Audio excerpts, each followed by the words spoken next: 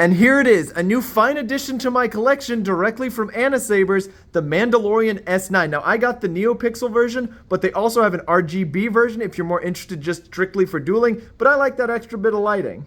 Now, here's a closer look at the hilt, and on first look, you might be wondering, well, what makes this lightsaber Mandalorian? And it doesn't become obvious till you flip it upside down and see the T-visor.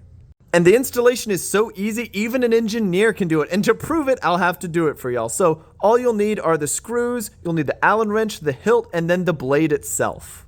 So you install the screws, which is just you want to get them started. You don't want to screw them in all the way. Just kind of get them in like that, about a quarter. And then from there, and then you just got to tighten up the screws. It really doesn't take but a couple turns.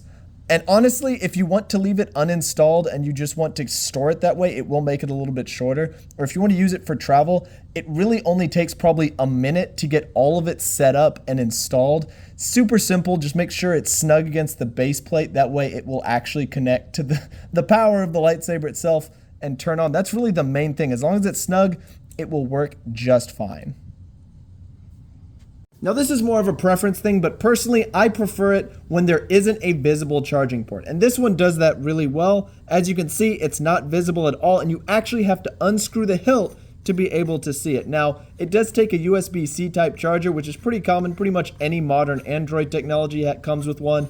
So you should have an extra couple lying around, and there you go. Like that, nice tight tolerance on it as well. It also makes it nice and accessible if you need to do any maintenance work either on the chip or the electronics, or even if you need to do something just like change the battery. It's nice and simple, easy to do, all accessible. You just have to unscrew one thing. Now this lightsaber can cycle through 12 different colors. Now it's pretty much any color you can think of: blues, reds, greens, yellows, everything. Now this makes it great for use in cosplay, making an original character, things like that, so you have a lot of options to choose from.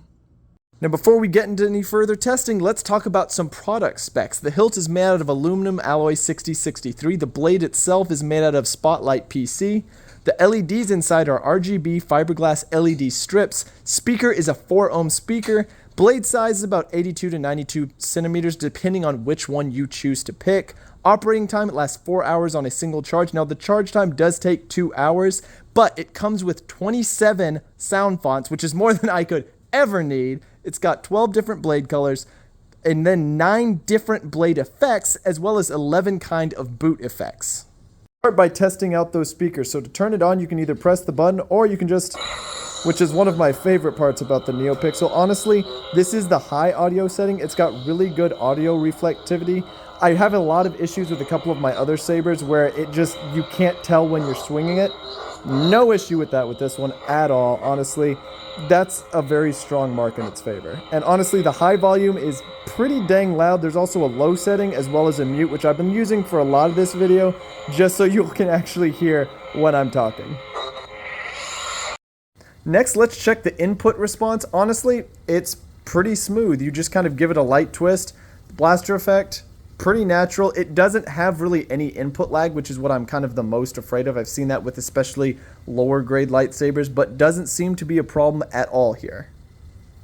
And here's where you can kind of tell the difference between the XenoPixel versus the RGB baselets. Now the baselet, which you'll see on the right, it doesn't have as consistent lighting throughout, whereas the one on the left, the XenoPixel, has that upgraded electronics package, which makes it just more consistent overall. Now the big trade-off is that it will be a little bit less durable in combat. It's still plenty durable. I took it out, hit it against pretty much every single thing I could find in my apartment, and it was just fine. But just as a design, the baselets will be slightly more durable. They're both dueling sabers and they both hold up just fine. It's a preference of design. Now for the final review. Honestly, I'm going to give aesthetics a solid 8.5 out of 10. They did great with the T-visor design of the saber. I think that really did put it above a lot of the other non-replica saber designs that I've seen. And honestly, for the electronics, I'm going to give that a solid 9 out of 10. They did really well with the versatility of both the fonts as well as the different colors. I think that just really did tie it all together. And as for the durability, it is a NeoPixel, so I'm going to give that a 7 out of 10. Overall, a really great lightsaber that I think y'all should check out. Now let's say you want to get a Mandalorian S9 for your very own. Where can you get it? And the answer is Anasabers.com. I'll have them linked in both the description as well as in the comments. And if you want to check them out, I've got a link as well. They'll have a 5% discount if you want to just get something a little bit extra, as well as the fact that they're running a major sale right now. Definitely worth checking them out. I especially like their replica sabers. They have some really good deals going right there as well. Check them out. Let me know what y'all think.